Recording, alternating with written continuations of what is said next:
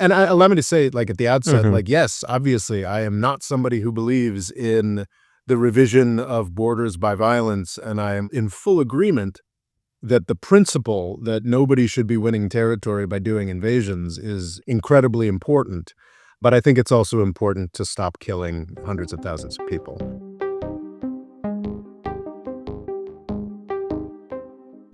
Hello and welcome to the More Freedom Foundation podcast. I'm Ruairi, in charge of podcasting, and in charge of politics is Robert Morse. How are you this time? I'm pretty good. I actually want to talk about a little bit of good news, which is kind of surprising.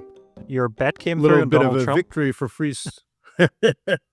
Did not make that bet, thankfully. I wouldn't have been able to look at myself if I had. I was actually going to bet on Kamala. I was thinking about it, and I didn't. No, so we had in just the closing days of the Biden administration, we had a little mini victory for free speech. We've complained a lot about sanctions, U.S. sanctions policy Yeah. on this podcast.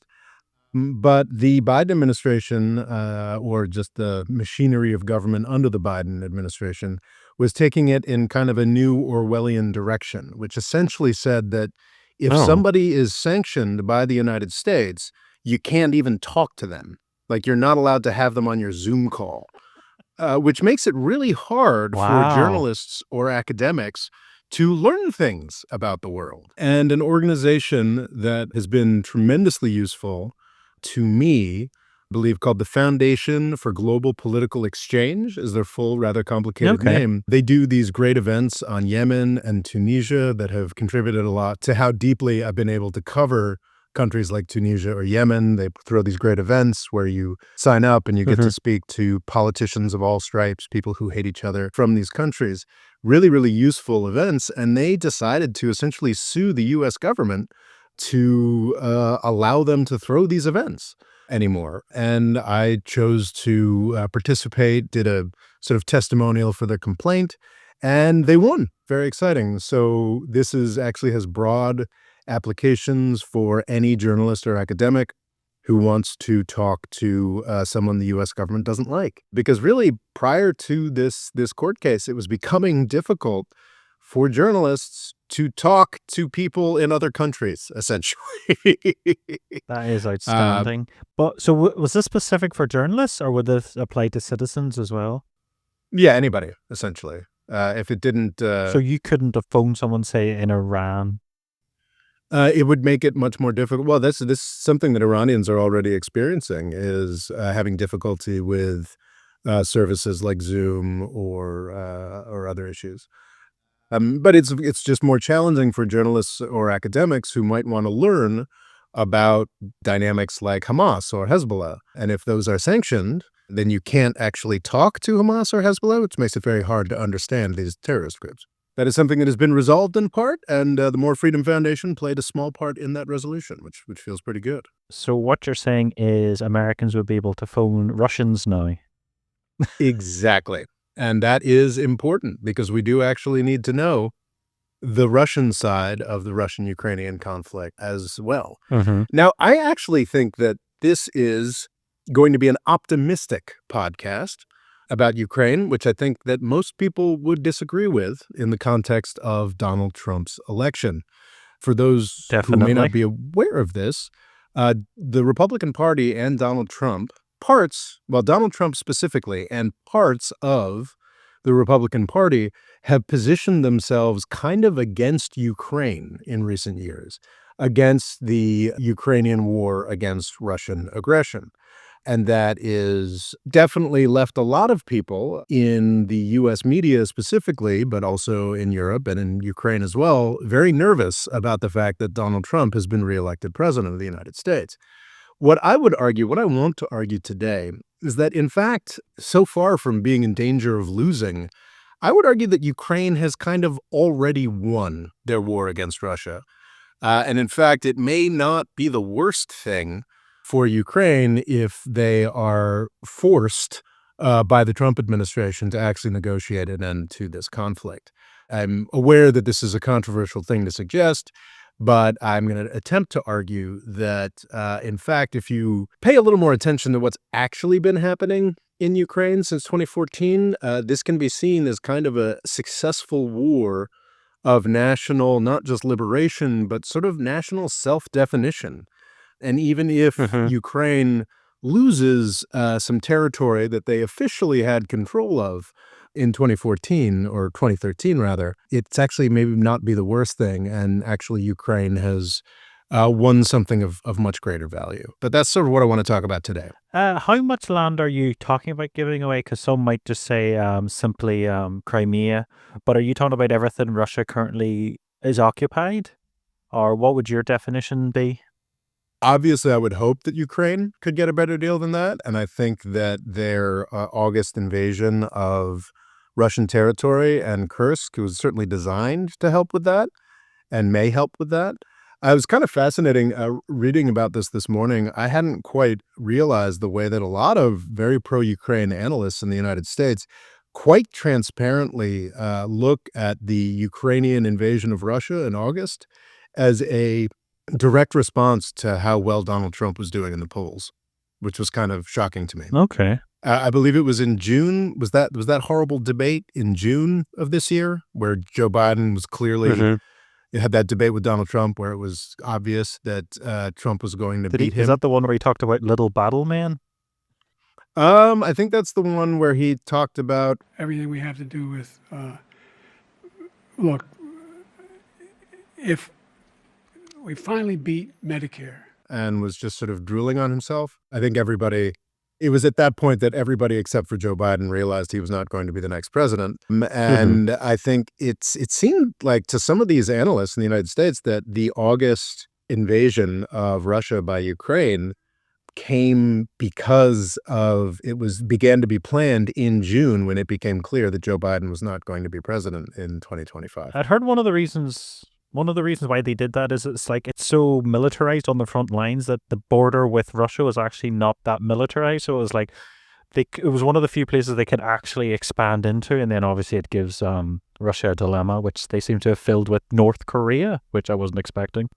Yeah, I don't think anybody was expecting that. There was an interesting article that sort of sparked my thinking on these lines from Ken Klippenstein, who's a national security reporter, and he essentially just said Ukraine is winning flat out, and I think that's not entirely true because you have to think about what Ukraine's stated goals are in this conflict, and their stated Hmm. goals remain. And there are a lot of people in Washington, D.C. and Brussels who are willing to cater to this delusion. Their stated goals remain taking all of the territory that Ukraine held in 2013. And allow me to say, like at the outset, Hmm. like, yes, obviously, I am not somebody who believes in the revision of borders by violence, and I am in full agreement that the principle that nobody should be winning territory by doing invasions is incredibly important.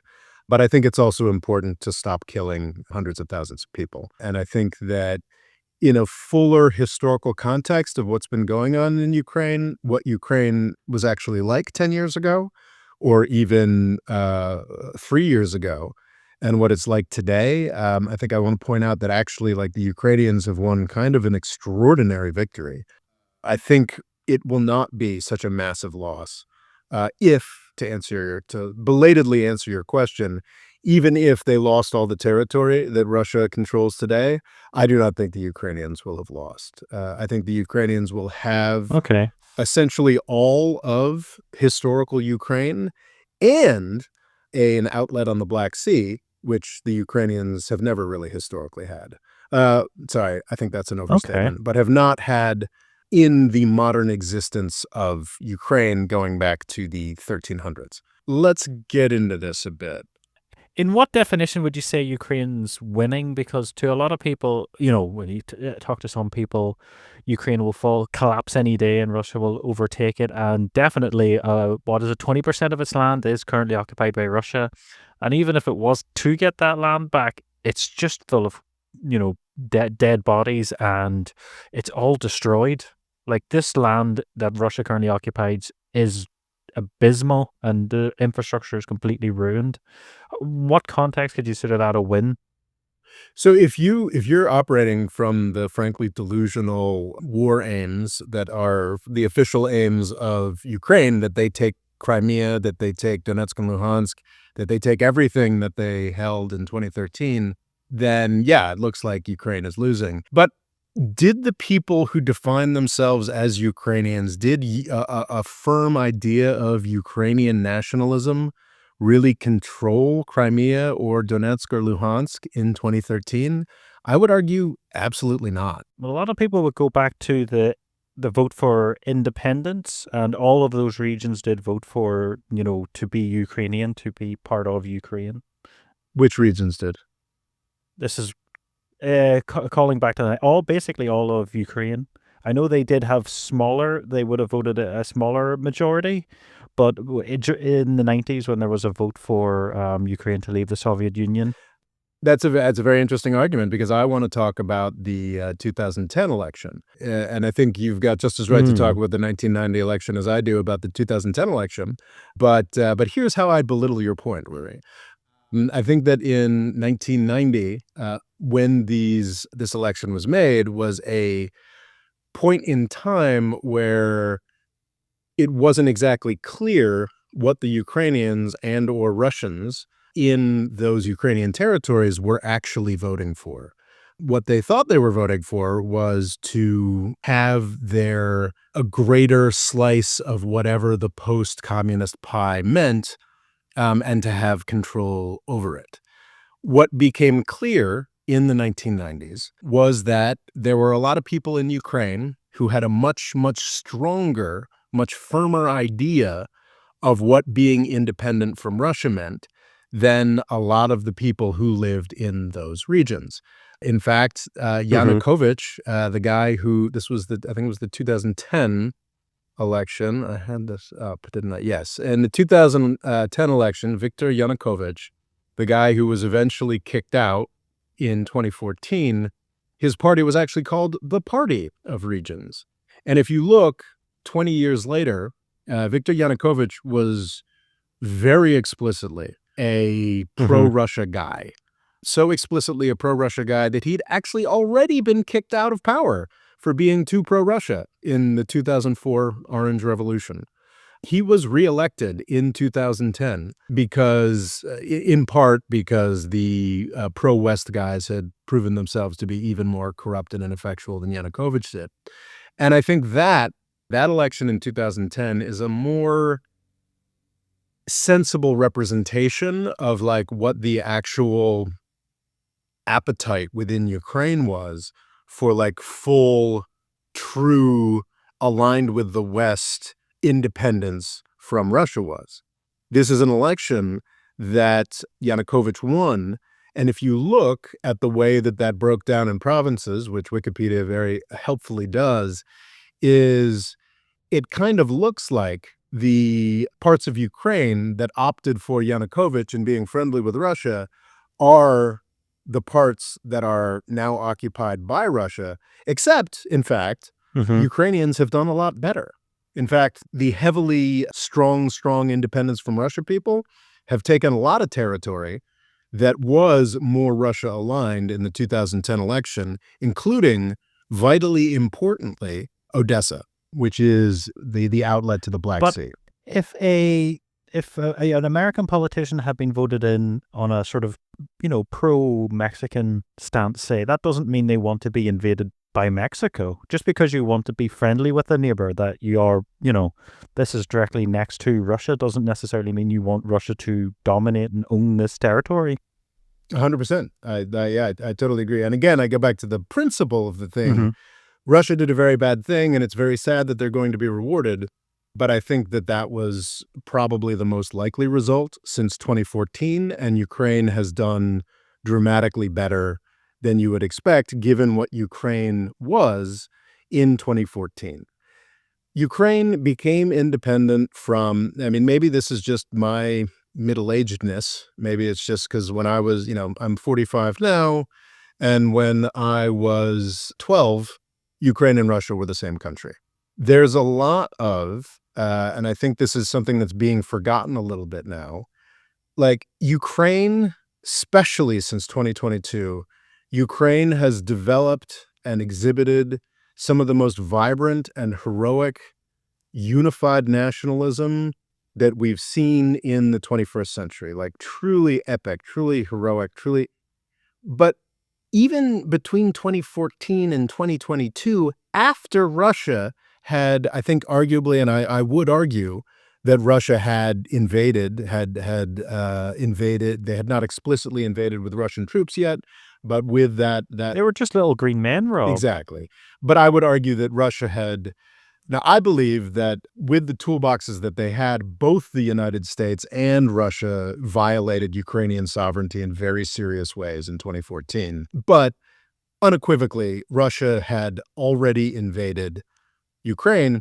But between 2014 and 2022, there were a lot of people who, in Ukraine, like it was a very open question, even with the tons of money that the Russians were certainly pouring in, but the bigger tons of money that the U.S. and Europe were pouring in, there were a lot of people in Russia in Ukraine who were profoundly ambivalent about whether they should be more aligned with the West and fervent Ukrainian nationalism, or whether they should be more aligned with Russia. And I think that's an indication this is the victory that the Ukraine national idea has won since 2022.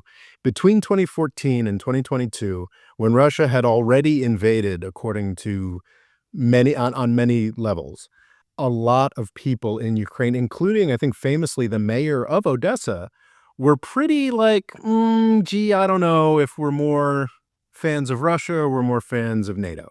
Zelensky famously was elected on a program of peace with Russia after Russia had already annexed Crimea. That's the dynamic here in Ukraine.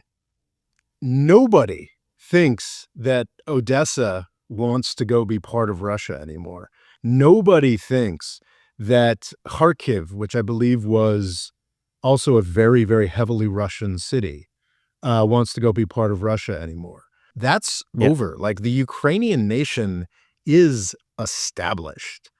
And I think like from the U.S. perspective, it's easy to look at countries in Europe and be like, it's all been there for thousands of years. It's all, these states are like, because every state in Europe has infinitely deeper history than the United States does in terms of its ethnicities or national people. Certainly not with governmental continuity, but that's a different kettle of fish.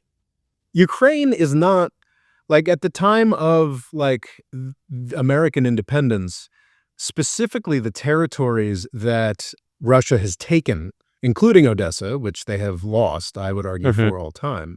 Those territories were Turkish. Like if we're talking about who really owns this territory going back to time immemorial and nationalism, like the people in Crimea who deserve Crimea are the Crimean Tatars, who were kicked out by first Stalin, then Ukrainian governments, and now Russian governments again. Again, yes, states should not be revised by military force, this, that, and the other thing. But I do think it's important to acknowledge that Ukraine is an incredibly artificial agglomeration. But could you not make an argument for that for a lot of countries, like Poland, for instance, for a lot of its history didn't technically exist and then came back and just kept getting invaded? Like, is a country allowed to just say enough's enough? Can I please exist? Yes, but with the proviso of a lot of ethnic cleansing and genocide going in a variety of directions, there has been Polish populations on the territory of modern Poland, well, with the exception of some places up in the east that were mostly German. So up to the north were mostly German, or at least led by Germans. There have been Polish populations in Poland like for thousands of years, or at least hundreds, over 500 years. In around Kyiv, around Lvov, arguably in the Kharkiv. If you look at a population density map of Ukraine, all the places where there are lots of people, which Ukraine still controls, those have been Ukrainian-ish territories for 1,000 years. That swath of land was taken by the Russians. That swath of land that Russia currently controls was taken by Russia from the Turks in the late 1700s. Odessa does not have a deep history as a Ukrainian city. Odessa is a city that was founded by Russians. And the Ukrainians have it. They won it. And there's no imaginable set of negotiations, or I would argue military force that Russia could exert at this point that is going to win them Odessa. The one thing that the Ukrainians seem to have done, Oh yeah, that's among many certainty. things that the Ukrainians seem to have done really well during this conflict, is they have attained a sort of at least level of area denial over the Black Sea. It's the Russian military has supposedly been extraordinarily successful over the course of this year. If we remember, in February, they took the city or town of Avdiivka, and now they are rampaging towards Pokrovsk. If you go to Google Maps, I think this is a useful thing to do. Type in Avdiivka and type in Pokrovsk. This is over a year almost of really scared reporting about how the Russians are rampaging across Ukrainian front lines. They have made it about 60 kilometers. If you just map out the car journey from Avdiivka to Pokrovsk and zoom out to the size of Ukraine, it's nothing. Yeah, there's Ukraine war maps, and you can basically every inch, every mile Russia has gained has been incredibly costly, which is something that, Ukraine's fighting incredibly hard, and anytime they gain anything, Russia really has to pay, and is obviously the main thing is it able to maintain this indefinitely? Russia no longer has a Black Sea Navy. Russia is Yeah. not in a million years going to be able to march all the way to Odessa, let alone to the more absolutely absurd, insane things that people in the United States and Europe have been talking about, justifying pouring tens of billions of dollars into this. They're not coming for Poland. They're not coming for the Baltics. This is all Yes, absolute I can't. nonsense. What's Macbeth? What's his name? Rob Macbeth, is it? Um, he was basically saying, "Oh, really? What Russia wants, which is the old nonsense, is they have no defense, so they want to take over this so much of Germany, so they can have the Alps in the way and all this nonsense." And I'm just like, no, that's not what's going to be happening here. They're not taking one step into NATO. So yeah. So yes, it's a damn shame, and it's really sad to see Putin sort of win to this degree. But the Ukrainians have also won an extraordinary victory from what is it? Zelensky was doing was it New Year's 2000 or 2002, where he was like a cartoon performer for Putin for New Year's or something along those lines? I remember those Yeah, clips. 2012, I think. It's really 2012. strange and surreal to see Okay, it. I didn't realize it was that recent. Yeah. So it is Ukraine became independent de jure, became legally independent from the Soviet Union in the early 1990s.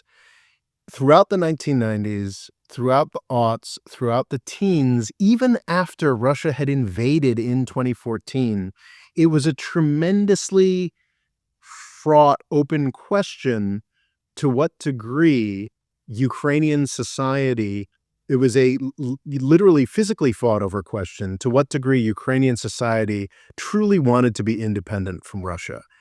That question has been settled. Traditional Ukrainian territory is free and independent and has one of the most powerful militaries in the world, and it's got a port on the Black Sea that was built by Russia and traditionally owned by Russia, for hundreds of years. And then before that, it was owned by the Turks.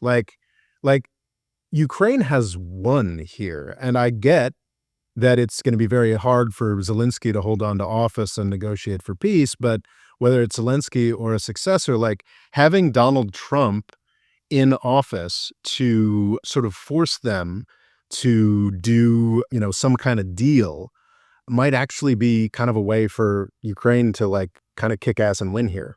What do you think of J.D. Vance's plan of basically making a North Korean style demilitarized zone along this border? It does sound like a terrifying idea, just to have a massive army ready to attack each other at any second. It doesn't sound Well, I think great. that's been the U.S.'s plan all along. That was the goal, to set up a South Korea in the in the middle of the heartland of the old Soviet Union. I think that's a dumb prize that we've gotten by playing a pretty dumb game, but that's what we have. That's what we have now. I am not necessarily celebrating this incredible national victory of Ukraine. I think it probably would have been better if Yanukovych had been allowed to finish out the next 6 months of his career to lose an election, and Ukraine would have still been unified. They probably would have had a more Western-oriented government that would also probably be incredibly corrupt and probably would have been knocked over by the Russians, and it probably would have gone back and forth for years to come, and we would have had a largely peaceful, corrupt, and not very understood, like, well understood Ukraine of what Ukraine was, and it would, it'd be kinda, it wouldn't have been great. But, probably at this point, are we up to, 500,000 or 1,000,000 more people would be alive? It's hard to know. Everybody has different numbers, but it's definitely a very substantial number. The only issue with that plan would have been, I've heard arguments that Russia, I remember, when you hear something, you're like, that's probably not going to happen. And then Russia did do a massive invasion, which is their population demographic is very bad. And it's basically like if Russia was going to do something big, it was going to do it in the next couple of years. And well, it was right on time. Well, it was right on time, and it's also the United States was right on time. So sadly, I think Ukraine would have always been attacked. But every time's good for the United States. We provided the excuse. Like, because I don't like, would Russia, I think you can probably make a pretty good case that Russia would have made a play for Crimea. Yeah, I think Russia would have definitely made some kind of play for Crimea, regardless if Ukraine looked like they weren't willing to renew the lease on Sebastopol, the big Russian naval base. I think you can make a pretty good case for that. But would they have done the Donetsk, the Luhansk? Would they have done the sort of little green men in Crimea at the point that they did without the United States funding the overthrow of Yanukovych? Because the argument for that I've heard is there was a lot of gas discovered there a couple of years beforehand, so it would make sense that Russia wouldn't want Ukraine to sort of steal its gas thunder into Europe and might want to secure that. I don't buy that. Like, there's a lot more natural gas. There's a lot of natural gas in the world. It just that doesn't impress me much. I think that I have talked a lot about the revolution of dignity or whatever they call it, as a U.S.-backed coup, this, that, and the other thing, and that's I believe that, frankly. Not that I don't think that people don't hate Yanukovych now. Of course they do. Like, he's a loser who got kicked out of office, and also United States funding kept what could have been like a week or two of January 6th, and made it like a 3-month disaster that made everybody really, really sick of him. I do talk about that, and I don't believe that Yanukovych would have successfully been kicked out without U.S. Support. However, it is I think we should be more open. I personally should be more open to this was the legitimate will of a slice of the Ukrainian public. And actually, it is a much more legitimate indication of the national will of the slice of the Ukrainian public in the current territory of Ukraine. Does that make sense? In 2014, in the borders of Ukraine, as was the Revolution of Dignity, sure, by the end of 3 months of U.S.-funded chaos, probably a majority of Ukrainians were sick of Yanukovych and wanted to get rid of him.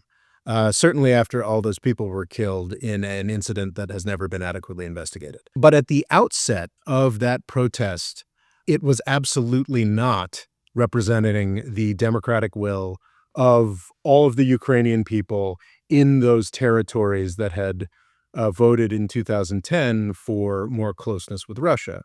Now that those territories have been either conquered by Russia or largely depopulated of Russian people and are part of Ukraine, 100%, retroactively 2014, according to today's Ukrainian people, absolutely represented the will of the Ukrainian people. And this is a controversial thing to say because, of course, the Ukrainian language goes back hundreds and hundreds of years, and there are absolutely national struggles that are recognizably Ukrainian. I don't want to minimize that at all. But the Ukrainian national, you never say it's a new thing. You say it's a reinvigorated thing, is an incredibly reinvigorated thing. It has greatly exceeded the wildest dreams of the pro-Ukraine nationalism, pro-Western people who kicked out Yanukovych in 2014. Like, Ukraine is here. Like, it exists. It is, there is no question of this modern majority Ukrainian nationality wanting to go back and be part of Russia again. Like, that is done. Vladimir Putin's vision of bringing the Ukrainian people's home is over and dead. It would be nice and like legalistically satisfying if this new Ukrainian public had all the territory that they had in 2013, but that's just not going to happen. So perhaps it's time to just declare victory. What do you think of Zelensky's plan to win over Trump? He's basically going to give him deals. America will get what seems to be first dibs on mineral rights in Ukraine. They can personally pick, you'll get to do X, Y, Z. He's also talked about, because, Ukrainian troops are so well trained now, with so much experience, that he's happy to have them go to NATO countries to bolster NATO numbers. Can you see this winning over Trump? Well, I think that's a very savvy move. It's got real echoes of how the war hawks won Trump over on Syria. When Trump was president, famously, he declared he was going to get out of Syria like 3 separate times and never did it. And the way that they convinced him to stay was this absolutely ridiculous thing, because he was always like, we did all these wars in the Middle East and we never took the oil. And what he told him was like, we'll take the oil. That's what we'll do. It's not about the Kurds. It's not about the Islamic State. We're taking the oil for you, Mr. Trump. And he was like, well, I like that. So that's how troops stayed in Syria, because they told him they were going to take the oil. So I think that's very Zelensky, no doubt, has made quite a study over. Let's not forget that Zelensky had to deal with Trump for years. Was he elected in 2019? Was that when Zelensky came in? So yeah, he had to deal with Trump for a full year. I will never forget that photograph of Zelensky. But Trump did also give him weapons when previous administrations didn't. Yes, and I think that was probably before Zelensky as well, but I'll never forget that photograph of Trump and Zelensky. This is when Zelensky's wearing a suit, which you don't remember so much anymore. You don't see so much anymore. But just this look on his face. When he was in peacetime. Yes, this look on his face sitting with Trump like he was about to be hit with the train, because I think at that point, Trump was trying to pressure him for information on the Biden family.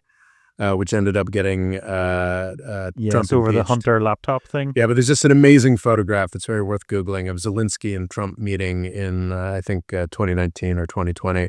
And Zelensky just being like, what the hell is going on? It's a great photograph. But yeah, no, I think that's very savvy. I think Zelensky knows Trump, and he knows what's likely to appeal to Trump. This is a very open question, because Zelensky is good at marketing, and he just needs to find the right way to scratch Donald Trump's itch to look like a big, strong, tough guy.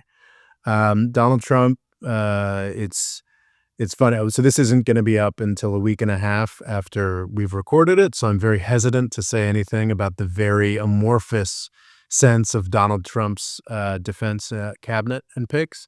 But from the perspective of a week and a half before this is put up, it's already looking like the anti-war, the anti-Ukraine, the sort of peace with Russia crowd is already looking really, really beat up in Trump's appointments. The national security advisor is a guy who, it seems like he would practically want U.S. troops to invade Russia for Ukraine. It is not looking like there's going to be anybody in Donald Trump's administration that actually, other than J.D. Vance, that actually wants peace with Russia over Ukraine. That doesn't mean that he's not going to try. And it doesn't mean that he's not going to say things about peace. And I think that if the Ukrainian government were sensible, they're not going to get, it is 100% certain, they're not going to get much more money from the United States. they weren't getting that much money from the United States for a lot of 2023 under Joe Biden. Those Republicans that held up that funding in the House of Representatives are now in control of both the executive and legislative, and also, of course, the judiciary, though that's less relevant for this particular topic. So yeah, it's unquestionable that Ukraine isn't going to be getting much more money from the United States. Europe is unlikely to fill the gap, to say the least. Well, Europe has sort of matched America in humanitarian aid, but can you see it, stepping up the military aid if it, really doesn't want Russia to start? Not really, no. Yeah, I mean, maybe the Poles will do a little bit more, but I doubt it. Oh, yeah. Poland really wants to get in there, but that's a different scenario. And also the whole Korea thing has apparently South Korea, unsurprisingly, one of the most high-tech militaries in the world because it's, prepared for war at any second. Mm-hmm. And with its huge manufacturing base, I think like Samsung and stuff and Daewoo make tanks. It's all a bit strange, but they didn't want to fully help Ukraine because then they were worried North Korea would then help Russia or then retaliate. Mm-hmm. So since now Russia is getting help from North Korea, it seems more likely South Korea is going to dive in. Is it possible? Like this, South Korea could be an absolute game changer. It can provide a lot of equipment and a lot of very modern equipment. Can you see South Korea helping much now that North Korea has got involved? Well, did South Korea already provide as much of its artillery stocks as they were willing to do? Providing. They're providing artilleries, but they could be providing tanks. They can provide them like brand new tanks, like within I think 2 weeks. Like if you just give them money, it's one of those things where they can give a lot now. As you well know, I'm pretty suspicious of the utility of these tanks and these F-16s that are supposedly going to change everything and, are really just more expensive drones to be blown up. And I think that there's the real issue that, if South Korea is going to, give all kinds of hotsy-totsy equipment to Ukraine, it doesn't want to do so in a context that demonstrates that actually that hotsy-totsy equipment isn't particularly useful for modern warfare. They don't want to, demonstrate the limitations of that equipment. I mean, could it be significant and positive for Ukraine? Sure. But I think it's going to be kind of at the margins. I think 2 years in, I'm especially leery of like this idea that like there's going to be some tremendous technological game changer.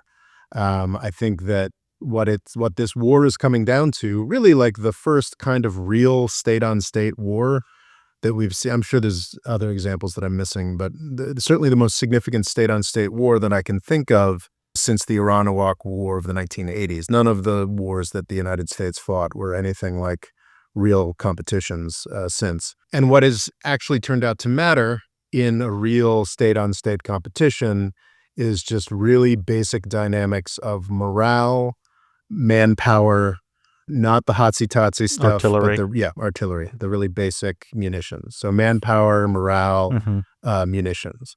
And I think that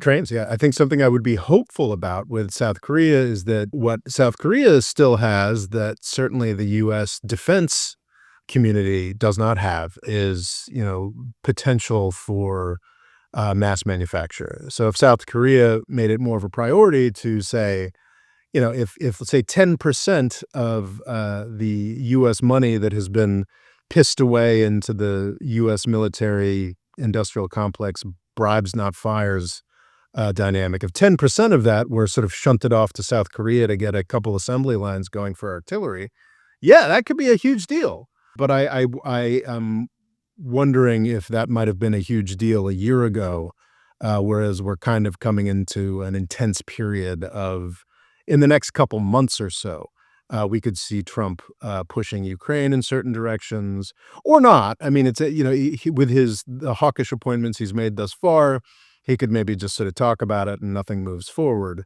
So I'm leery of the idea that South Korea is going to be this big game changer.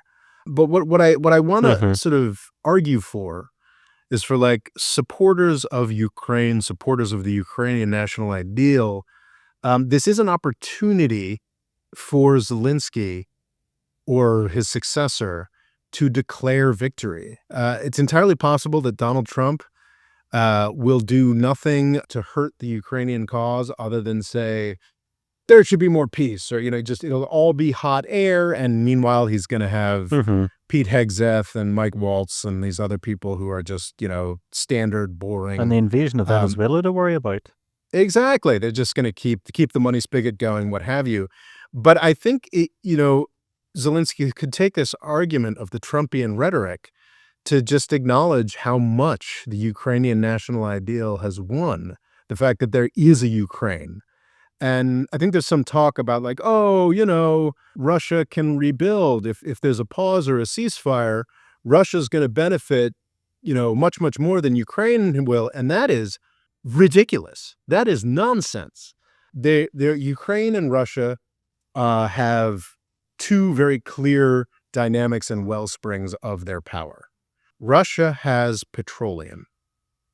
Russia has oil and gas, which is at historically low prices and trending downwards. If the United States can just avoid a big war with Iran, which everybody's been worried about, those prices are going to go down another $5, $10 a barrel. If we got a ceasefire in Russia and Ukraine, they're going to go down another $5, $10 a barrel. And it's now become indisputable whether the extent to which you believe it's already impacting oil and gas prices is still a controversy, but it is indisputable that this avalanche of green technologies is going to bring the prices of petroleum even further down. Ukraine has all of the GDP, resources, good feelings, and power that is real and does exist of the European Union behind it. And to some extent, the United States.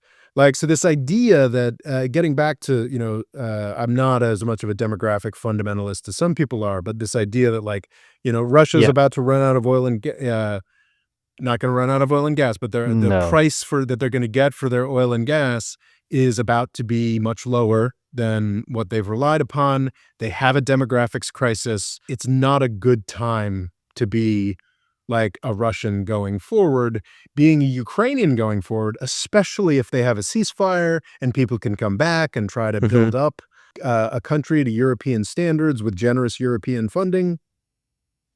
That's an infinitely better position than Russia's. So a ceasefire between Russia and Ukraine, even if it's going to lead to a third war down the line, is so much better for Ukraine than it is for Russia. I think the people who on the U.S. European side who are like, oh, they've got to keep fighting, aren't people who are looking after Ukraine. They want to keep fighting because their concern is that Russia won't be able to do a third war. They're keeping the war going because they're afraid Russia doesn't have another war in them. Will the European Union ultimately be the biggest winner in this? Because they're getting a very large country with a huge amount of resources that will, there'll be huge amounts of money in contracting and rebuilding Ukraine once this is over. And it seems to be, it's all but confirmed that they'll be joining the European Union. Do you feel that they're ultimately the winners? Because, Europe, as it is without Ukraine, hasn't been invaded by Russia. It hasn't had the huge horrors that Ukraine has gone through, but yet it's going to, gain this new member that's going to be everything that kind of Europe's been needing. And ultimately, it's also going to say exactly where the borders of the European Union end.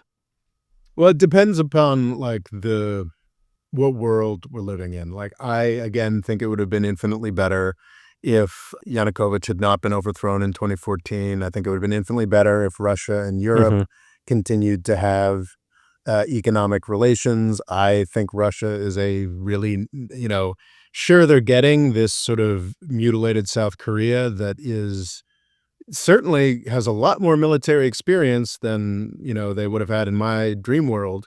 But what they're losing is Russia.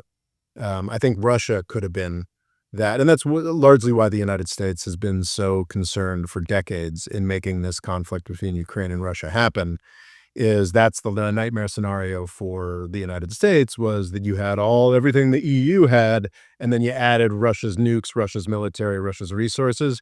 That was the real world beaters. Well, that's like the classic thing Britain was always scared of, which was Germany and Russia working together, because you have Germany's engineering prowess and then Russia's natural resources would be an unstoppable combo. So really the biggest winner out of this is the United States. Like the idea of like a large... As always. Yes, as always. The idea of a large, true common European home, economically dynamic, resource rich, and also with serious nukes and a serious military component. Like, oh God, can you imagine if like EU plus Russia, not whining at the National Security Council, but being like, no, you can't invade the Middle East, George W. Bush. It really would have been like that's the dream that the United States successfully killed by promoting war between Ukraine and Russia.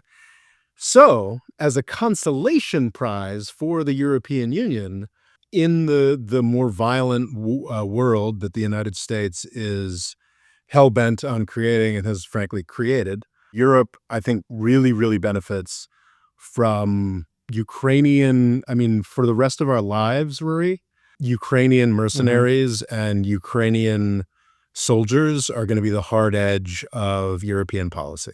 The stormtroopers at the edges of Europe pushing the masses of Africa and the Middle East into the sea to drown will be Ukrainian. Yeah, like that's Wow. I guess that's a win, for the EU.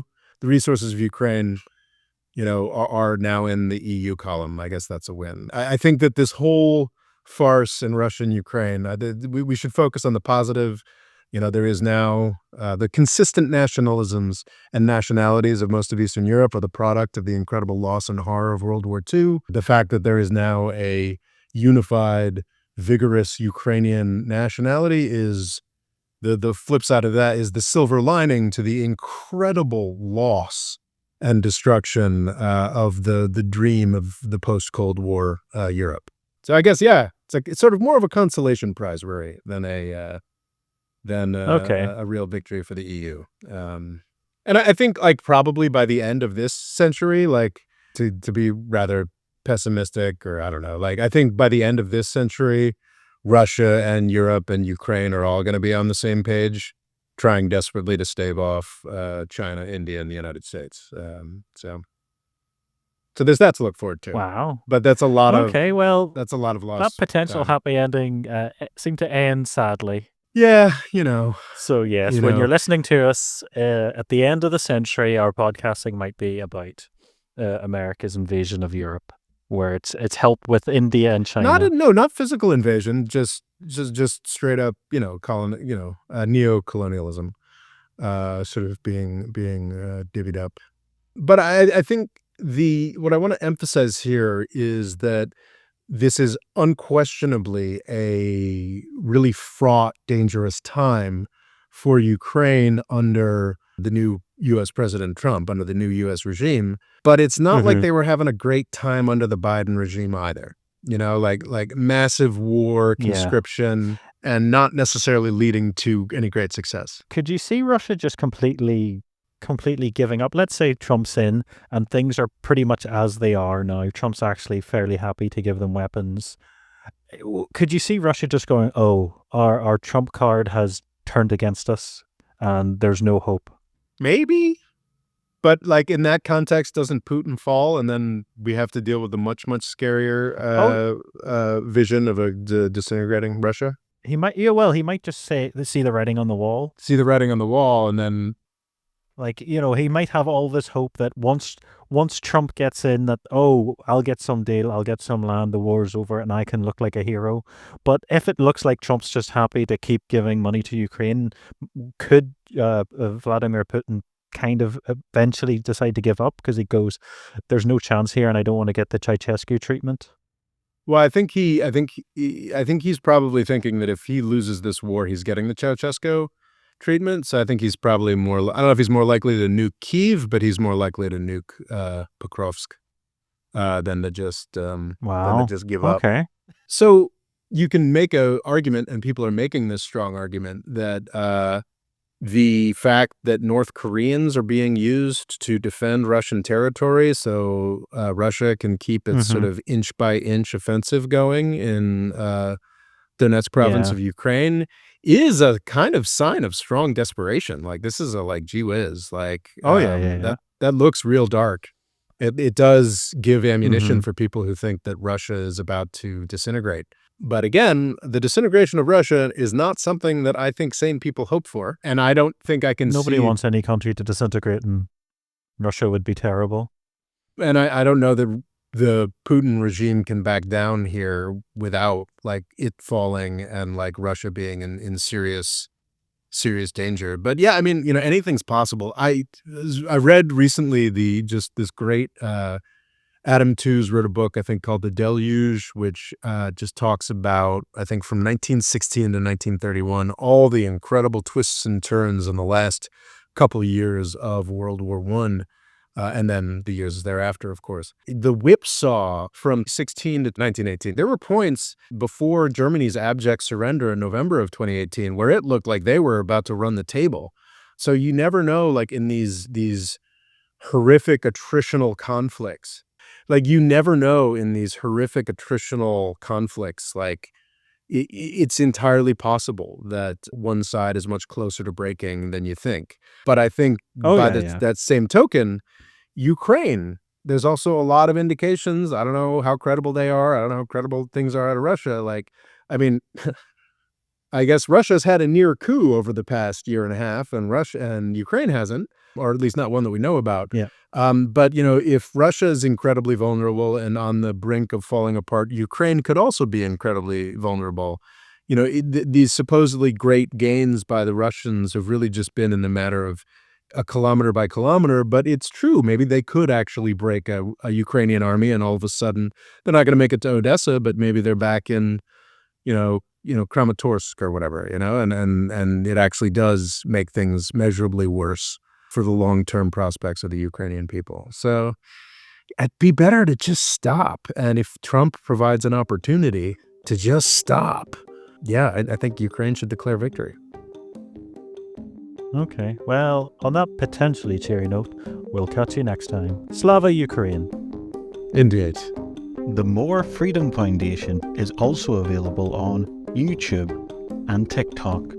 Rob's Twitter is RobOLaw, and he's also written a book called Avoiding the British Empire, What It Was and How the US Can Do Better. And music provided by Kevin MacLeod.